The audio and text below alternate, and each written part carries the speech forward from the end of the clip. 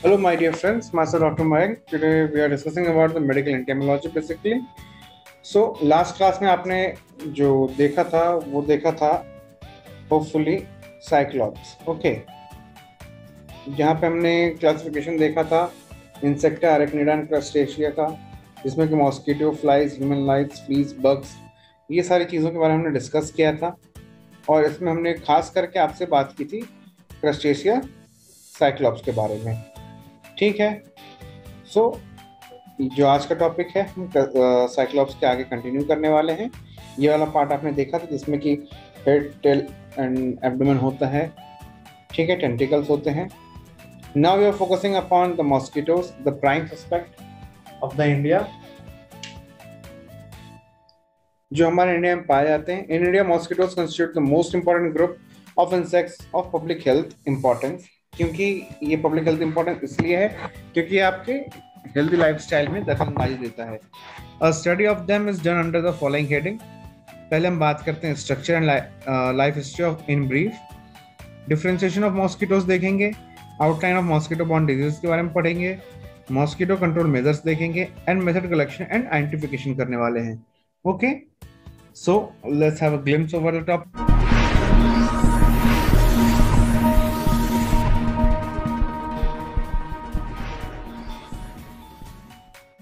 हम देखने वाले हैं स्ट्रक्चर मतलब मॉर्फोलॉजी क्या होता है किसी भी इंसेक्ट का. तो यहाँ पे हमारा आज जो टॉपिक है मॉस्किटो का, उसका मॉर्फोलॉजी हम लोग देखने वाले हैं. The body of a mosquito is divided into head, thorax and abdomen. Head semi globular होगा, bears a pair of compound eye, a pair of antenna, bushing mills, a pair of palpi and a central parcel piercing proboscis. Piercing proboscis मतलब pointed, जिससे वो खून सक करते हैं, आपके blood को सक करते हैं. Now we are talking about the thorax part. It is round in shape, has pair of wings dorsally and 3 pair of legs ventrally. Dorsal मतलब आप समझते ही होंगे and ventrally अब तक आपको वर्ड क्लियर हो चुका होगा. For the abdomen, long and narrow abdomen होगा इनका, 10 segments होंगे and the last 2 fused to form genitals. We are talking about the life history basically. So life history में हम बात करने वाले हैं. It has a 4 stages. तो कौन कौन सा स्टेज है? पहला एग, दूसरा लार्वा, प्यूपा एंड एडल्ट. तो एग के बारे में क्या है स्टोरी थोड़ा सा देखते हैं. The egg are laid only in water and hence the presence of water is essential for the existence of all mosquitoes. The metamorphosis is completed and the egg and the pupal stage are the resting stage while the alternating larval and the adult stages are highly active. जो Metamorphosis stage होता है एक complete stage होता है जिसमें कि एक pupal stage से गुजरते हुए, लार्वा स्टेज से गुजरते हुए एडल्ट साइज एंड शेप का बनता है. Okay, now we are talking about the life cycle. Normally of about 2 week duration. कोई भी एक जो मच्छर की साइकिल रहती है 2 वीक का ड्यूरेशन रहता है, जिसमें कि एक 1 to 3 डेज में हैच होता है. 2 वीक्स का ड्यूरेशन रहता है बेसिकली. तो वीक्स कैसे डिवाइडेड है वो आप देख लीजिए एक बार. एग्स जो है बेसिकली 1 to 3 डेज में प्रिपेयर होते हैं इनके. लार्वल डेज जो रहता है इनका 7 to 10 डेज का रहता है. प्यूपा स्टेज जो रहता है 1 to 3 डेज का रहता है. And adult life span about 2 weeks से लेके 1 मंथ. अब मच्छर है, आप पे हमला करेगा, आप भी हमला करेंगे, तो इसलिए ये एन अप्रोक्सीमेशन है 2 वीक्स का बेसिकली.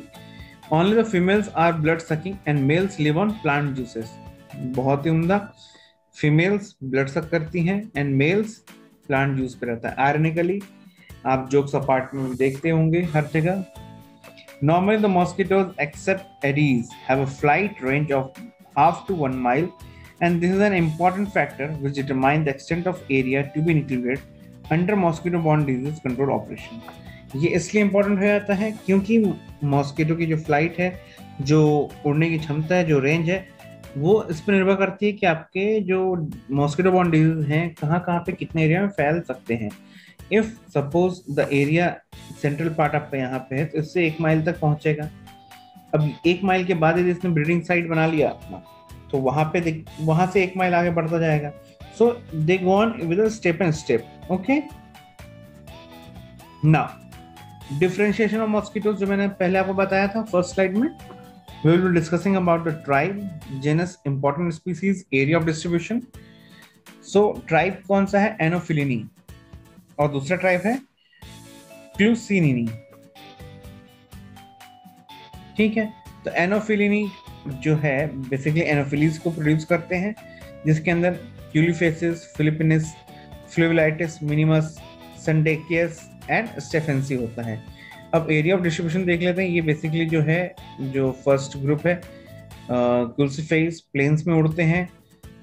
फिलिपिनीज एंड फ्लुमेटाइटिस मिनिमस भी प्लेन्स में ही उड़ते हैं, मतलब जहाँ सपाट एरिया होता है, जहाँ धरती होती है, धरातल होता है, वहां घूमते हैं प्लेन सरफेस पे. संडेकियस जो बात हम कर रहे हैं वो फुटहिल्स में होते हैं. एंड स्टेफेंसी कोस्टल एरियाज में पाए जाते हैं. Okay, now we are talking about the next thing is culicini. इसमें कौन कौन से ग्रुप आते हैं? जेनस जो हम बात कर रहे हैं, culex, aedes and mansonioides. Culex के अंदर कौन सा आते हैं? Fatigans and tritaeniorhynchus. ठीक है, right now the wording and the spelling will be different and tough for you, but continue आप पढ़ते रहेंगे तो you can adopt the spelling and the pronunciation. Aedes में कौन सा आता है? इजिप्टी आता है. मेंसोनाइट में कौन सा आता है? एनोफिलेरा यूनिफॉर्मिस आता है.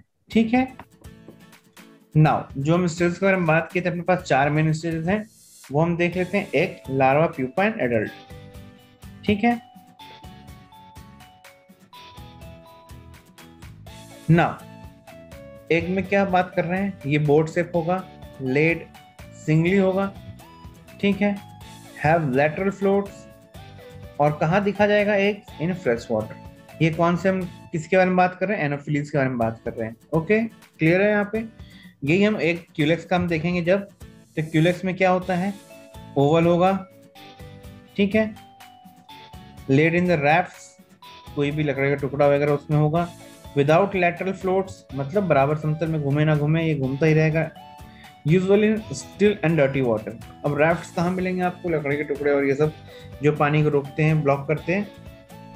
डर्टी वाटर में ऑब्वियसली जहाँ पे पानी रुक जाता है तो डर्टी होने लग सकता है, क्योंकि the continuous flowing water won't be dirty and the still water is always going to be a dirty part. ठीक है, now we are engaging about the larval part. Basically lies horizontal with the surface of water, no siphon tube and has palmated hairs on abdomen. Now focus करने वाली बात क्या है? Culex में, एनानोफिलीज में आप देख लीजिए, यहाँ पे सिफॉन ट्यूब प्रेजेंट रहेगा एंड नो पाल्मेट हेयर्स रहेंगे.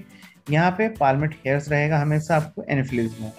ठीक है, lies at the angle with the surface of water, lies horizontal with the surface of water.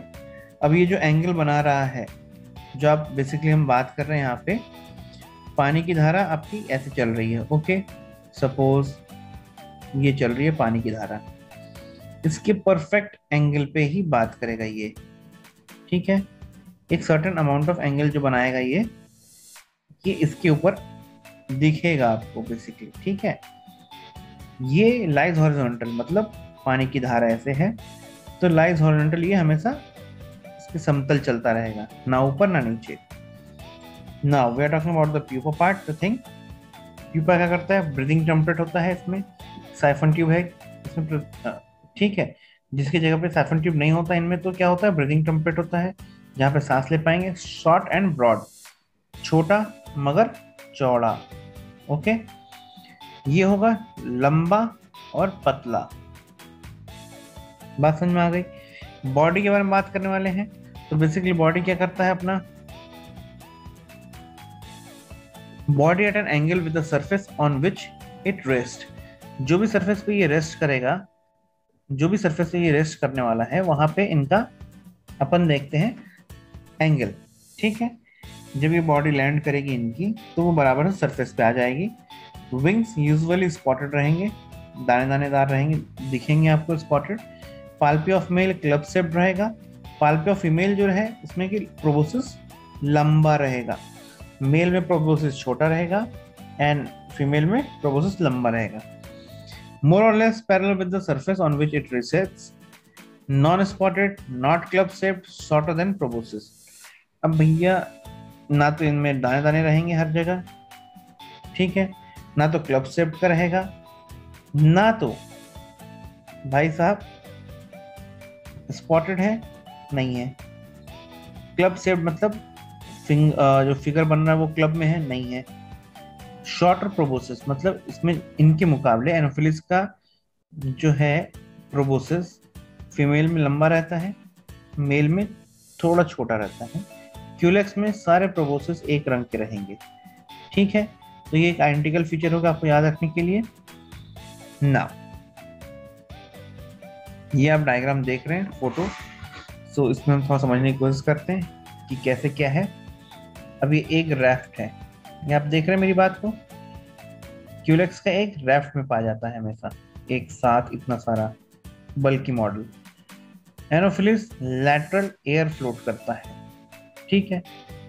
अब बात करते हैं पार्लियामेंट हेड्स, हमने जहाँ पढ़ा था इनके बॉडी पे प्रेजेंट होता है और इनकी बॉडी पे एब्सेंट होता है। इनमें रेस्पिरेटरी साइफोन होता है, यहाँ पे इनमें नहीं होता है, इनमें उसकी जगह पे होता है रेस्पिरेटरी अपर्चर, जो फोकस करने वाली बात है। धीरे धीरे ग्रो करता है और क्या बनाता है, रेस्पिरेटरी ट्यूब्स। प्यूपा में देखो, आप समझना मेरी बात को, ये हम एग्स के बारे में देख रहे थे पहले, फिर लार्वल स्टेज जो हमने वहाँ बात किया वो देखा हमने। Now we are talking about the pupa part, जो कि मेन पार्ट है। इसमें क्या है, जैसे जैसे ग्रोथ होते हैं तो इनका रेस्पिरेटरी ट्यूब्स दिखता है, ठीक है। दोनों में सिफेलोथोरैक्स, एब्डोमेन, अब क्योंकि हेड पार्ट भी है एंड थोरैक्स भी मिक्स है तो इसको कहेंगे सिफेलोथोरैक्स। उसके बाद ये जो लंबा वाला पार्ट दिख रहा है आपको, ये हो गया एब्डोमेन। अब एडल्ट जो है, जो मैं एंगल की बात कर रहा था, जब एनोफिलिस बैठेगा तो उसका ये वाला पोर्शन सरफेस एरिया से उठा हुआ ही रहेगा, ठीक है, एक सर्टेन एंगल पे। क्यूलेक्स जब भी बैठेगा तो बराबर पैरेलल बैठेगा। तो these are the minor things which you need to understand when we are talking about anopheles and culex, ठीक है। नाउ मेल एंड फीमेल के बारे में थोड़ा देख लेते हैं। हेड ऑफ एनोफिलिस में जो मैं बात कर रहा था आपसे, इसमें प्रोबोसिस रहेगा, बेसिकली मैक्सिलरी पाल्पी रहेगी, जो कि आपको हेल्प करेगी जो भी सरफेस एरिया जहाँ पे ये सक करने आ रहे हैं और जो ब्रीडिंग साइट है इनका, उनको मॉइस्ट करने के लिए। ना हेड ऑफ क्यूलेक्स में देखेंगे प्रोबोसिस है मेल में और फीमेल में, antenna, maxillary palpi and head. Anopheles में जो arc and the crescent shape रहता है सेक्यूटिलियम कहते हैं, यहाँ पे ट्राइलोब सेक्यूटिलियम रहता है, मतलब ये एंड का पार्ट रहता है वो आर्क शेप रहेगा आपका, और इधर पे जो रहता है वो बाइफर्केटेड एंड लोब्ड रहता है, एक बना हुआ है आपका, जैसे दो हो गया और ये तीसरा हो गया, ठीक है। So this are thing which you need to understand. Now outline of mosquito बॉन्डीज के बारे में देख लेते हैं। एनोफिलीज, क्यूलेक्स, एडीज एंड मेनोसाइट्स बेसिकली। तो अभी एनोफिलीज में हम देखते हैं ये डिजीज क्या ट्रांसमिट करता है, मलेरिया, ठीक है। एक्सटेंसिव इंक्यूबेशन पीरियड, जो बाहर में इंक्यूबेट करता है, कब तक करता है ये, not less than 10 to 15 days. Mode of transmission क्या रहता है, या तो ये बाइट करेगा या तो इन्फेक्टिव फीमेल का, bite of infective female mosquito basically वो आपको कराएगा mode of transmission. Positive agent क्या है, ये जो क्या कैरी करता है, plasmodium vivax, falciparum and malaria, ठीक है, एंड ओवेल। ये चार हैं जो ये कैरी करता है। प्लाज्मोडियम के अंदर आते हैं अपने पास 4 वैरायटी, वाइवेक्स का आता है, फैल्सिपेरम आता है, मलेरिया आता है एंड ओवेल आता है। अब reservoir of the agent, reservoir क्या रहेगा, मैन सफरिंग फ्रॉम मलेरिया, जहाँ पे जिस भी बंदे को मलेरिया हुआ है वहाँ पे रिजर्वायर तैयार होने लगेगा। सेम एज हम क्यूलेक्स के बारे में बात कर रहे हैं, तो ये क्या अर्बन फिलेरियासिस कराएगा, ठीक है, 10 से 14 दिन का रहेगा इसका extensive incubation period. Mode of transmission क्या रहेगा बेसिकली इनका, deposition of infective larva at the site of bite by female mosquito, जो फीमेल मॉस्किटो जहाँ काटेगी उनके इन्फेक्टिव एरिया पे होगा। अब हम बात करने वाले हैं पॉजिटिव एजेंट क्या है, वुचेरिया बैंक्रॉफ्टी, जो आपने माइक्रो में पढ़ना है अभी। रिजर्वायर कौन होगा, मैन हार्बरिंग द माइक्रोफिलेरियल, ठीक है। ट्राई एंटीनोरिया नाइकस, ये क्या डिजीज ट्रांसमिट करता है? Japanese इंकेफेलाइटिस।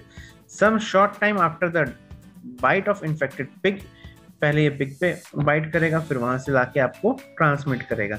Bite of infected female mosquito, जो इन्फेक्ट हो चुकी फीमेल वो आपको काटेगी तो जैपनीज इंकेफेलाइटिस वायरस इसका पॉजिटिव एजेंट हो जाएगा। और रिजर्वायर क्या है? पिग।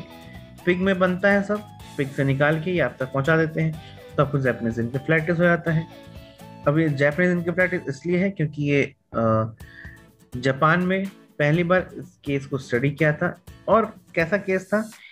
इंकेफेलाइटिस मतलब आपके ब्रेन को ये डिस्टॉर्टेड कर देता है, जो सेंसोरियम है उसको डिसोरिएंट कर देता है। अब हम बात करते हैं एडिस एजिप्टी के बारे में, जो कि येलो फीवर कराएगा, 4 से 8 दिन रहेगा इसका incubation period. Bite of infected female mosquito में देखेंगे, ये बेसिकली वायरस को ट्रांसमिट करेगा, पॉजिटिव एजेंट वायरस है इसका। और ये रिजर्वायर क्या है? इन्फेक्टेड मैन, जिसको पहले तो हो रखा है येलो फीवर, वहां से वो उठा उठा के आपको बांटता जाएगा। डेंगू फीवर के बारे में बात करें, 14 डेज का रहेगा, सेम वही इन्फेक्टेड बाइट रहेगा फीमेल मॉस्किटो का। एजेंट जो है पॉजिटिव एजेंट वायरस है, इसमें इन्फेक्टेड मैन रहेगा। Haemorrhagic fever, dengue, haemorrhagic fever और येलो फीवर, ये 3 आपको कलेक्टिवली याद रखना पड़ेगा दिमाग में, जो कि ऑलमोस्ट 14 डेज का है, जिसमें कि डेंगू एंड हेमोरेजिक फीवर और फीमेल मॉस्किटो से ही फैलता है। वायरस इसका मेन पॉजिटिव एजेंट है and infected man. Now we are talking about the rural filariasis. Rural filariasis किससे होता है? मेनोसाइट से होता है। 10 से 14 दिन का होगा। Deposition of infected larva on the site by the bite of female mosquito. Brugia malayi, ये पॉजिटिव एजेंट है इसका। Man harbouring microfilaria is the main positive agent. जिनको भी माइक्रोफिलेरिया हो चुका है वही इनको बढ़ावा देंगे। ओके, इतना तक क्लियर हो गया अपना? ना अब मॉस्किटो बचने का भी हम प्रावधान देख लेते हैं, क्या क्या मेथड है अपने पास, क्या क्या यंत्र है, क्या क्या मैकेनिज्म है जिससे आप बच सकते हैं। So basically when you are talking about the protective defence measures, use of mosquito nets, जो घर में मच्छरदानियां लगाते हैं लोग। नंबर ऑफ होल्स पर स्क्वायर इंच इज 150, जो मॉस्किटो नेट बनता है आपका, तो 1 स्क्वायर इंच में, बात समझना, ये जो स्क्वायर इंच है इसमें कितने सारे होल्स रहेंगे? 150, depending upon the size and the bulkiness of mosquito. दूसरा क्या देखते हैं? Screening of building with the wire mesh having 16 meshes per inch, 1 inch में 16 मेस लगेंगे। Use of chemical repellents like DEET, diethyl toluamide, dimethyl phthalate and many others.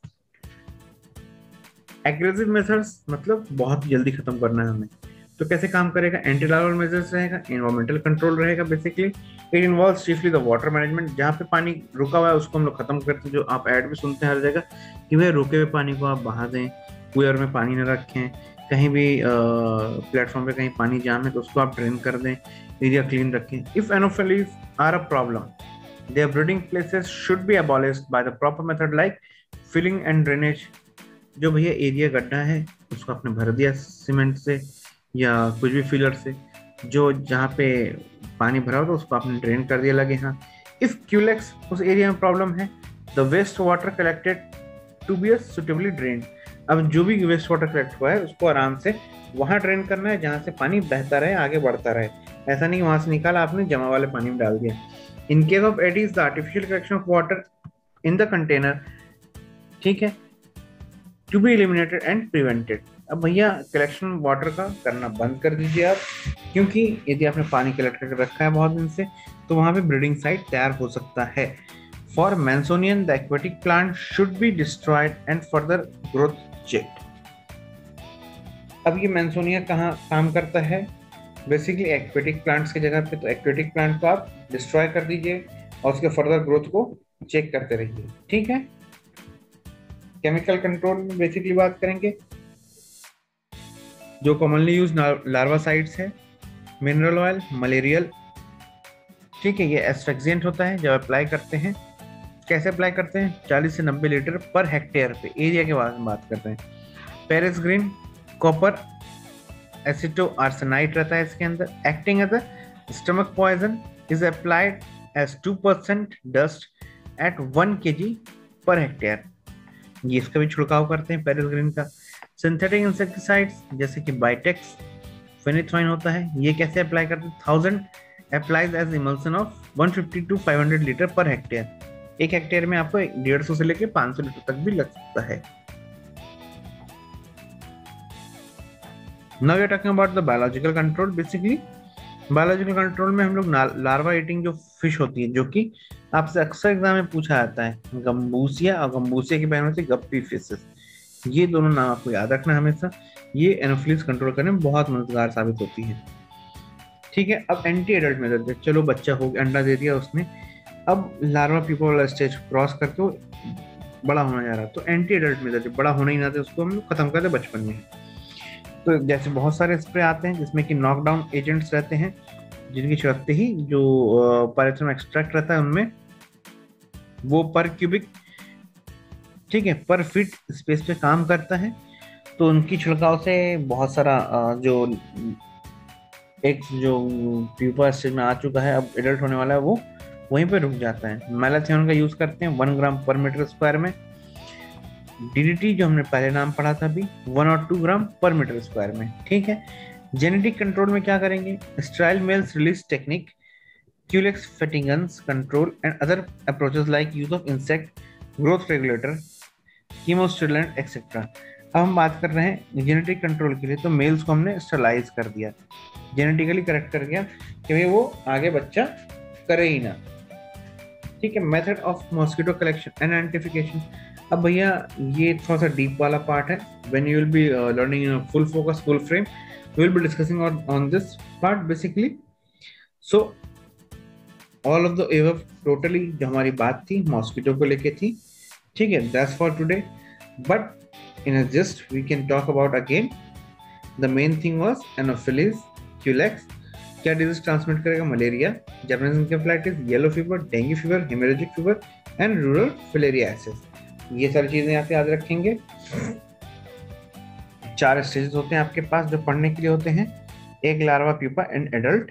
ठीक है, anopheles में क्या डिफरेंस है और क्यूलेक्स में क्या डिफरेंस है? बीइंग एन मेडिको आपको ये पता होना चाहिए, तभी आप किसी भी फाइनल डायग्नोसिस और प्रोग्नोसिस पे आप पहुंच सकते हैं when you are working basically in tropical region. Okay, हमने ये ट्राइब देखा था, इनका जेनस देखा था, इंपॉर्टेंट स्पीसीज देखे थे एंड एरिया ऑफ डिस्ट्रीब्यूशन देखा था। बेसिकली लाइफ साइकिल के बारे में बात किया था हमने। लाइफ साइकिल क्या था? 2 वीक्स का होता है, 2 वीक्स से लेकर 1 मंथ का, जिसमें कि 1 to 3 डेज आपका एग का होगा, लार्वा 7 to 10 डेज होगा, प्यूपा 1 to 3 डेज होगा, और जब एडल्ट हो जाएगा तो वो आराम से घूमेगा, आपको परेशान करेगा, ब्लड सक करेगा। ठीक है, इसमें ध्यान रखने वाली बात है, only females are blood sucking. ठीक है, and males live on the plant juices. ठीक है, ये छोटी सी चीजें हैं जो आपको ध्यान रखनी पड़ेगी when we are talking about the mosquito. Okay, so hopefully I think the class is almost over, और जो इम्पोर्टेंट टॉपिक्स हैं इसमें जो अपन ने अंडरलाइन किया है, kindly jot down in your diary और नोटबुक, क्योंकि आके जाके आपको काम आने वाले हैं। That's for today, take care, love and peace, bye bye.